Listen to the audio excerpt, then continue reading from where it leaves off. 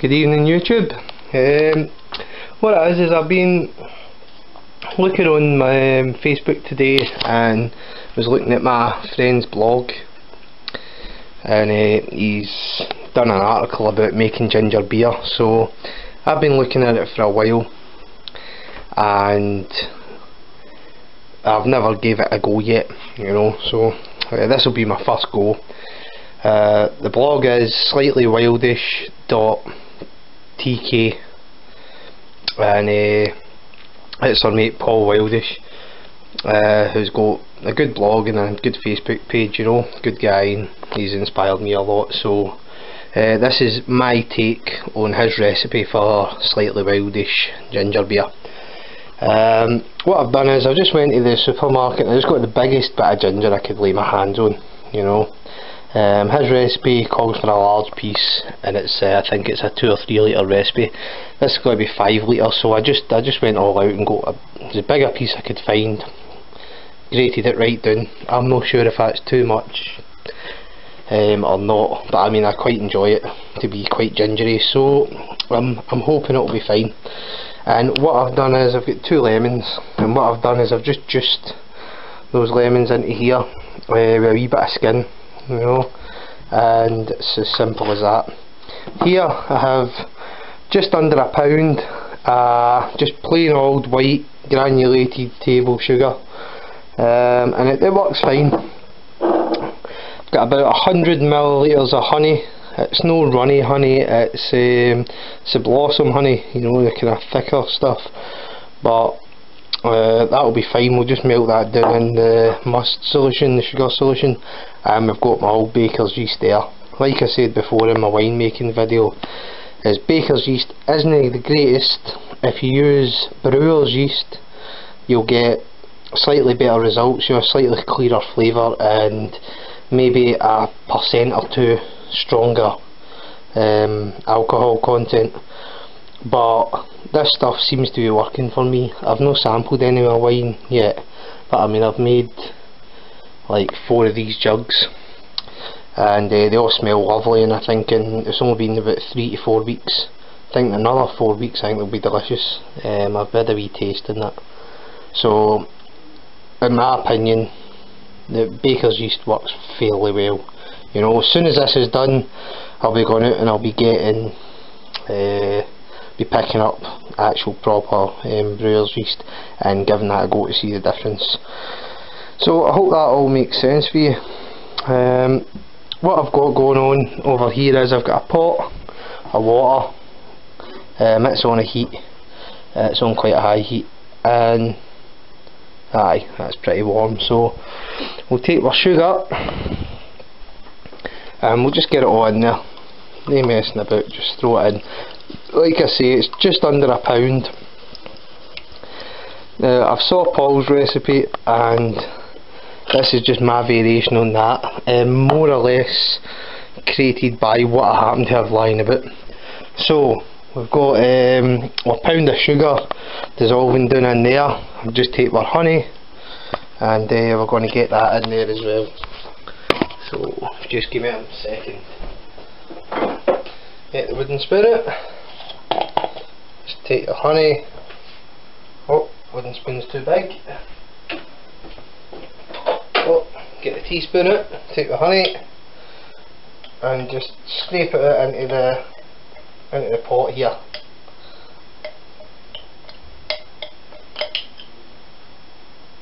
It'll take a while to get going because it's really pretty thick.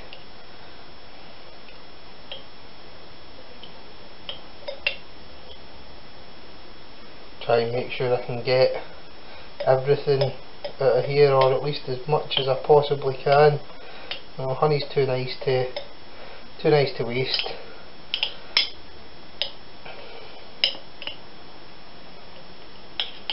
There we go, near enough.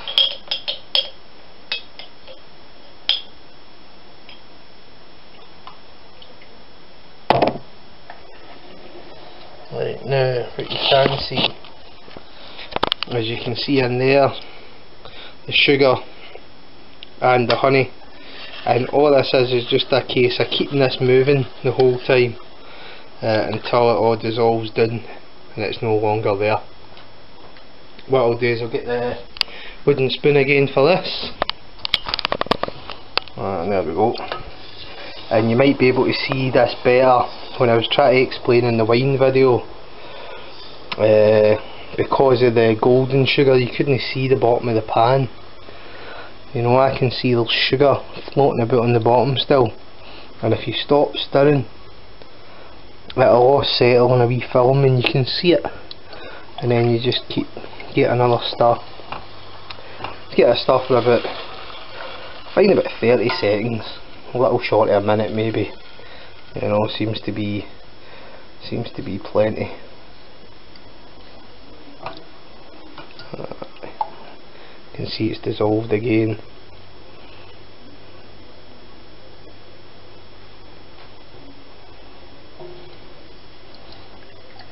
Now this is a lot quicker to make than the wine, a lot less processes, just a lot less carry on. I think mainly because you're not using fruit. The biggest bit of work is grating the ginger. So that all seems to be pretty well dissolved. You can see that kind of film on the top there, that white kind of film, but looking at the bottom, don't see any more granules. And I'm pretty happy with that as it is. So there's the honey dissolved. We've got 100ml of honey and just shy of a pound of sugar dissolved in approximately 2 litres of water. So what we'll do now is we'll take this pot and we'll put this must solution into the carboy, the demijohn jug thing. Okay, so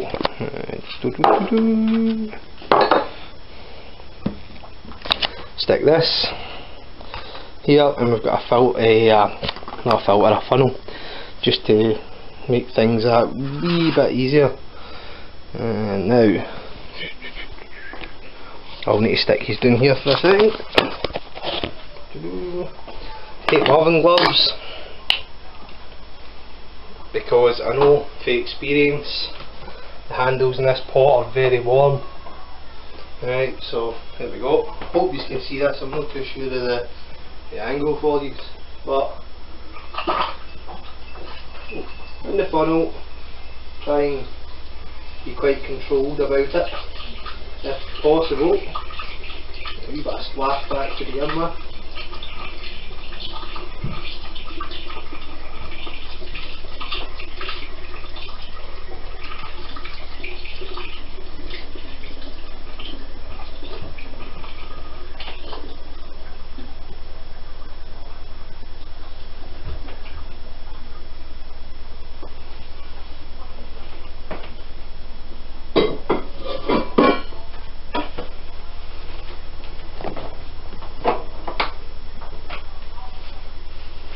So, as you can see, that's only half of the quantity this can take. So we've got the kettle on there, and we'll be topping this up using the kettle.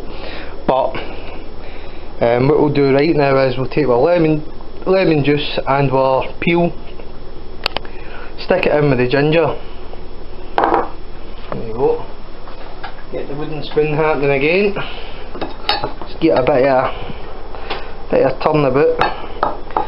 Get the juice mixed in through there.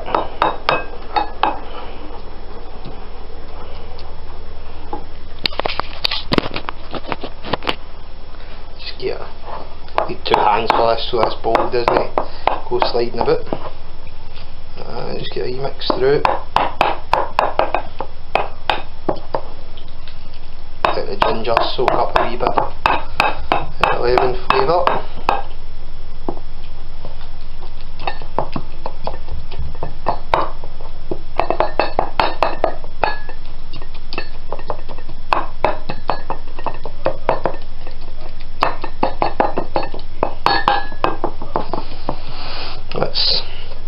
See, that's about it. I can smell it now. I can smell the lemon and the ginger all kind of combining, so I'm down with that. Smells lovely. Get the funnel back on here, as you can see. And all I'm going to do is I'm going to take this mixture, just going to push it down the funnel into here, job done. In fact, now that I look at it, I'm not even going to push it down the funnel, I'm just going to take the funnel out and I'm just going to stick it in there. It'll be far easier. So I'll just put you down for another wee minute. There you are. Take this, take a wee spoon, just add it in here. Leave it at a side. There we go.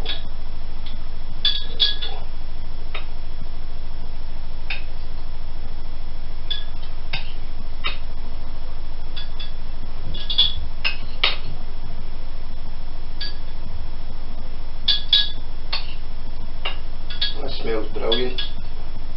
Smell the lemon juice. Like, pretty well now.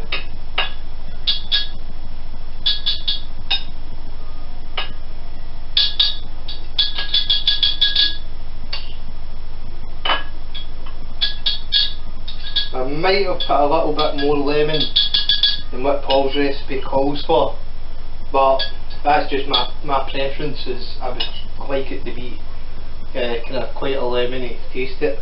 So you play that by ear, you know, and this is the good thing about doing stuff yourself, as you can play about, you can try different quantities, you can add the things you like, you can reduce the things you don't like. You know, I'm trying to get in the habit, I know sticking too rigidly to any recipes, and learning for myself through trial and error, and through like just adjusting the recipes to suit my own personal taste.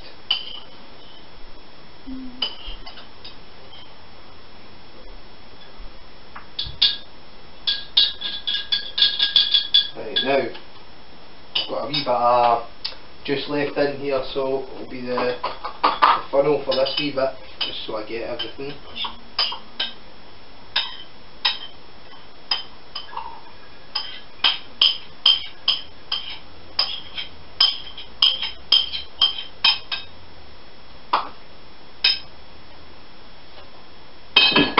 And that will be washed.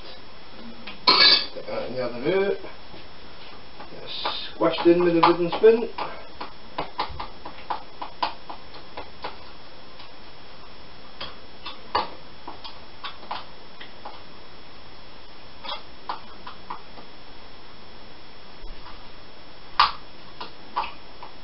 There we go. Everything's clear. Ditch your funnel. Well, not the funnel, no yet. Okay, so we've got all that in there. What we're going to do now is take our kettle and we're just going to fill it up. Now normally I'd fill it right to the neck, just here, but I maybe fill it just a little less this time, just because I don't want to dilute this too much. So I'll maybe take it to just about an inch or so below the neck, a couple of inches maybe.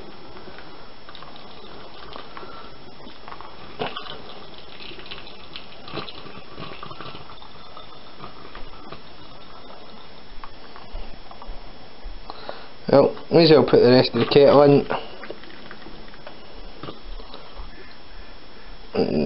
There we go. I think that'll be about, only be about 3.5 litres, maybe 4, somewhere thereabouts. You know, I don't think it'll be much more than 4 litres. So I think it'll be a fairly strong tasting ginger beer. So stick the kettle back, and now all we really need to do is add the yeast. Now what I'm going to do is,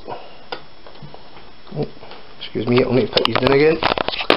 What I'm going to do is, I'm going to take some hot water, which I've just used the last of.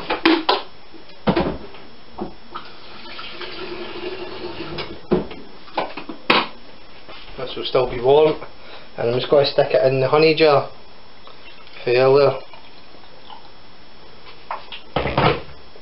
So I take the honey jar, stick the lid on, cover it with my oven gloves because the water's boiling, just in case any comes out. Right, and then we've got a little honey solution here.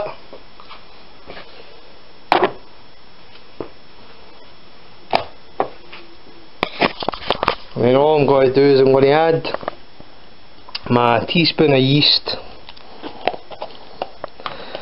into this solution, this sugary solution, so it'll activate again, similar to what I done with just a little bowl when I did the wine making video. So there we go, level teaspoon, not a lot. If you're buying it in sachets, 6-7 gram sachet, I would tend just to throw the whole sachet in. So there we go, we've got our honey mixture mixed in the yeast,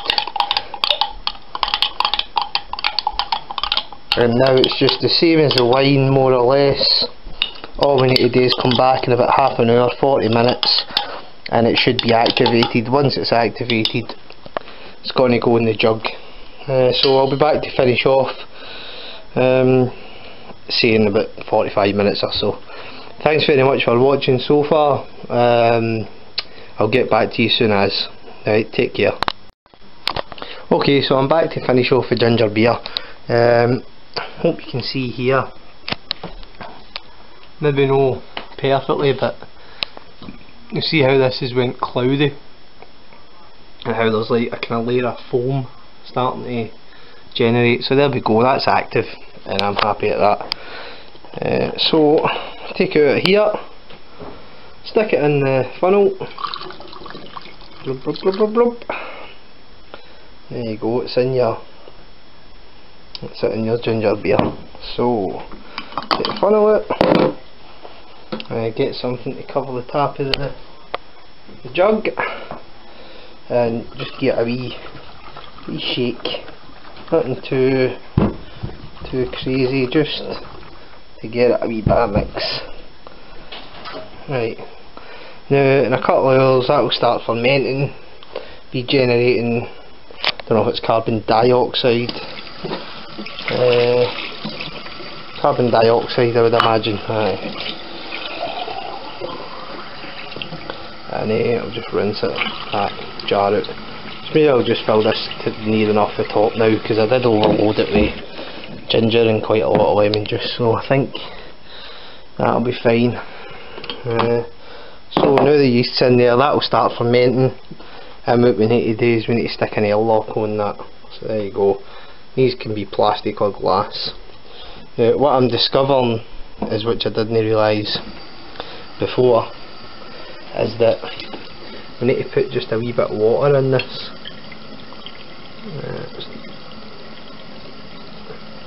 There you go, see, and what it'll do is that creates a barrier that the gas can bubble out, but this water stops any bacteria in the air from getting through. So it's a one-way kind of valve in a sense, and it should work just fine. And you will see that bubbling in time once this starts to ferment. So there you go, you've got the ginger beer ready to go. What I'll do is I'll come back tomorrow, and you can get a look at the wine and how that's fermented, and you can get a look at the ginger beer, and by that time the wee bubbler should be bubbling away for you to get a look at. Well, hope you've enjoyed watching. It's been nice to make some videos for you, and I'll see you again tomorrow for the final part. Okay, cheers, see you later.